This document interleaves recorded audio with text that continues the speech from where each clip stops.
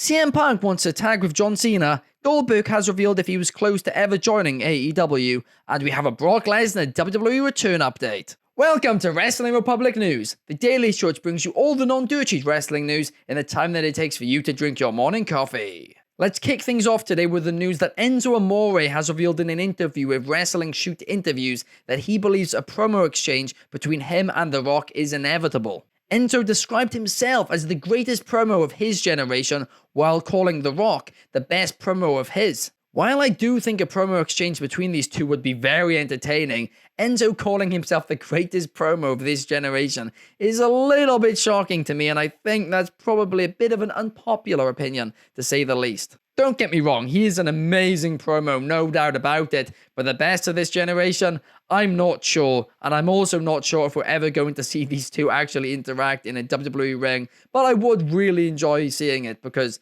it would be entertaining. CM Punk has revealed that he is interested in tagging with John Cena during Cena's retirement tour instead of facing him. He revealed this at San Diego Comic-Con, where he was asked if he'd consider facing John Cena on his retirement tour, and Punk said he would consider it, but he'd be more interested in tagging with him. There's been a lot of talk on the internet wrestling community about whether or not John Cena should face some of his older rivals on his retirement tour, but honestly, tagging with them I think would be really interesting. Imagine Cena tagging with Orton and Punk, that would be crazy to see, and then they could face some of the newer generation at the same time. Do you think this will happen? Let me know in the comments down below. During an interview with Chris Van Vliet, Goldberg has revealed that he was never close to joining AEW in 2023, like some rumors claimed. He clarified that him and Tony Khan never really got close to any deal, but it was a lot more likely when Sting was with the promotion, so it's a lot more unlikely now to happen. Goldberg did say that he was interested in potentially being part of Sting's retirement tour,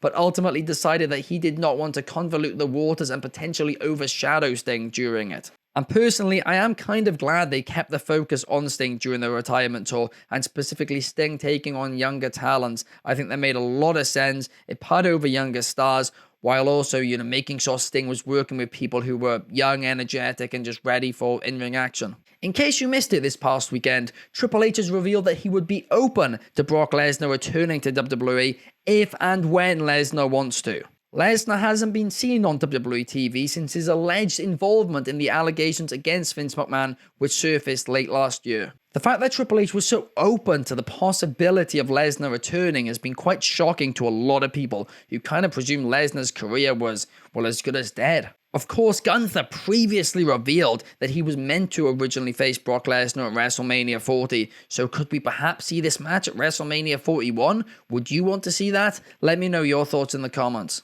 In an interview with Sports Illustrated, AEW champion Swerve Strickland has named Bryan Danielson as the greatest of all time, ahead of their match at AEW All In.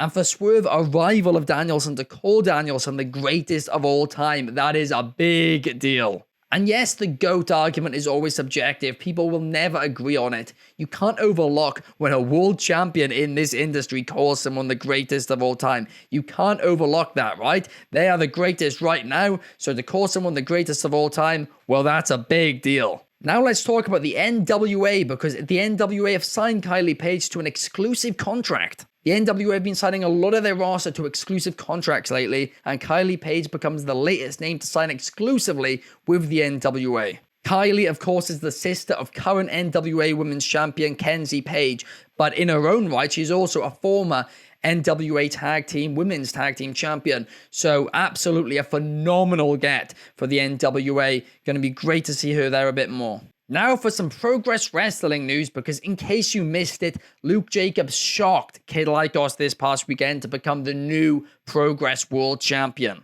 Here at Wrestling Republic, we did a watch-along for the event, which you can check out on demand on our YouTube channel. But if you want to check out Progress Wrestling Chapter 169, The Devil on My Shoulder, you'll be able to from Friday on Demand Progress Plus. And you can use code WATCHPROGRESS1 to get 50% off your first month or first year subscription using, of course, the code WATCHPROGRESS1. It was a great show, really entertaining, but yeah, Luke Jacobs is the new Progress World Champion. That was a hell of a shock, and he did it in quick time too. But that's all the news for today, guys. I do hope you enjoyed, and I will see you guys tomorrow for some more news. See you guys then. Peace!